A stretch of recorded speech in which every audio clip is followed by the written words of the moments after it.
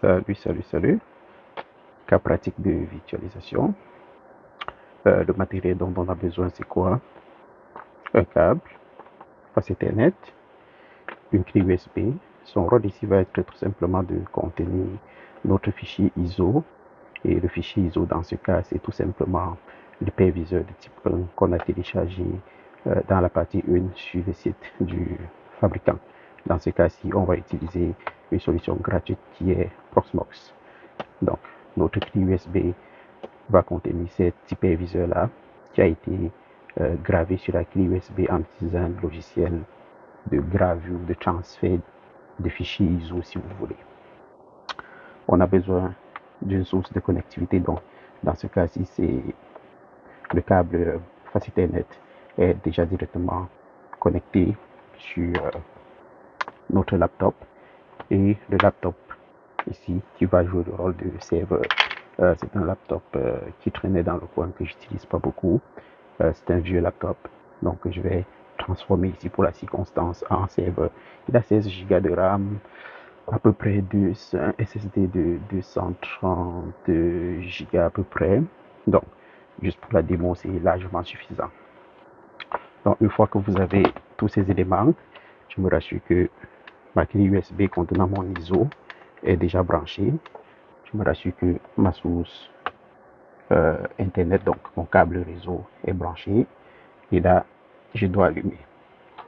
Donc, j'allume mon ordinateur. Pendant qu'il démarre, dans mon cas, je vais appuyer F12 pour pouvoir accéder au menu de boot. Dans votre cas, cela peut être différent.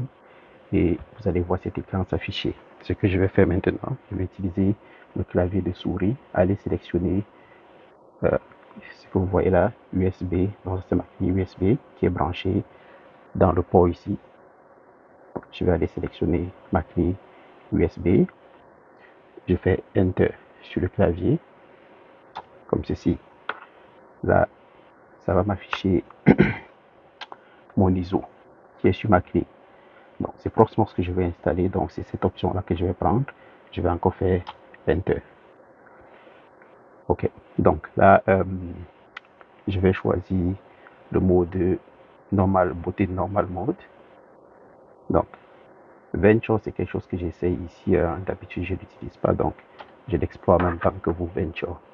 Donc, ça, c'est la fenêtre d'installation de mon hyperviseur Proxmox que vous voyez là. Et l'option qui nous intéresse, c'est installer Proxmox, qui est la première option ici. Install Proxmox VE, c'est Virtual Environment. Donc, c'est ce qu'on va choisir, la première option. On va cliquer sur Enter. Et là, le processus d'installation démarre. À partir d'ici, c'est pas mal intuitif. Hein. Vous serez guidé.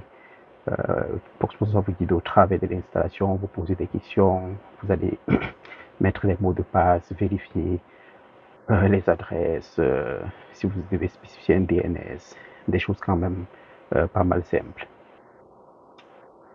Donc là, c'est en train de charger. Je vais mettre pause un petit peu pour ne pas rendre la vidéo très longue. Là, il est en train d'essayer d'obtenir des adresses via le DHCP. Ce que vous voyez ici, c'est l'adresse qui va être assignée au serveur.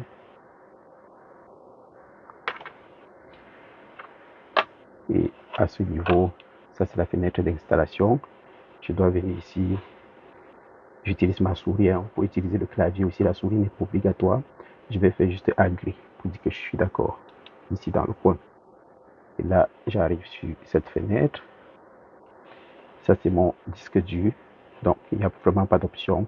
Parce que dans certains cas, vous avez plusieurs disques durs. Ici, j'ai un seul disque dur. Donc, je garde cette option. Je fais juste Next ici dans le coin. À droite, Next. Et là, on dit Country, le pays. Bon, on va dire Canada.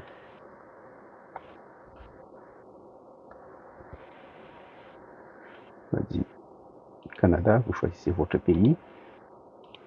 Et le code postal, donc, disons pour le phone, on va dire Toronto. Et on va garder le clavier sur English.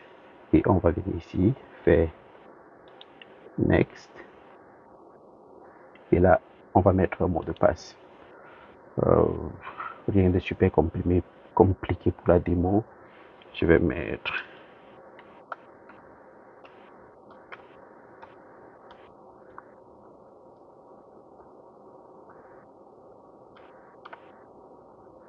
donc je répète le même mot de passe.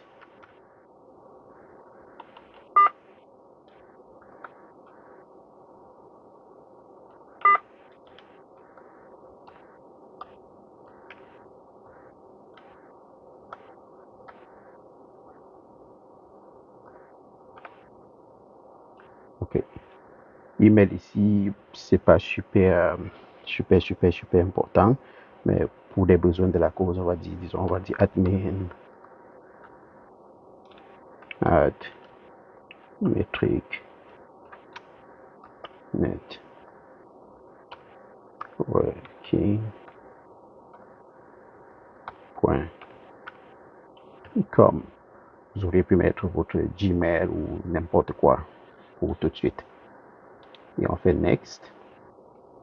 Ici, voilà l'adresse IP qui m'a été assignée automatiquement. Donc, je vais la prendre. Je vais garder ceci comme ceci. Ici, le Fully Qualified Domain Name, vous pouvez mettre pas mal ce que vous voulez. Hein. Donc, je vais dire PVE2 parce que j'ai déjà d'autres serveurs dans l'environnement. Ici,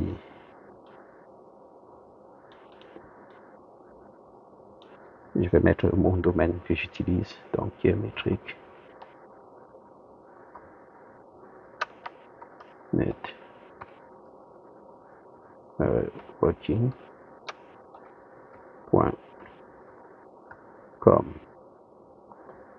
Donc, je mets là mon domaine. Pour les adresses IP, je vais les garder comme telles et je vais faire next ici dans le coin. Et là, c'est préinstallé. Vous allez avoir un sommet comme ceci qui récapitule les informations que vous avez rentrées, le pays, le time zone, le email. Ça, c'est le port de gestion. Donc, ça, c'est où vous avez branché votre câble. Donc, j'ai décidé de l'appeler PVE2 et l'adresse IP, le default gateway. Et si je viens ici, je fais install. Donc, il va installer et rebooter.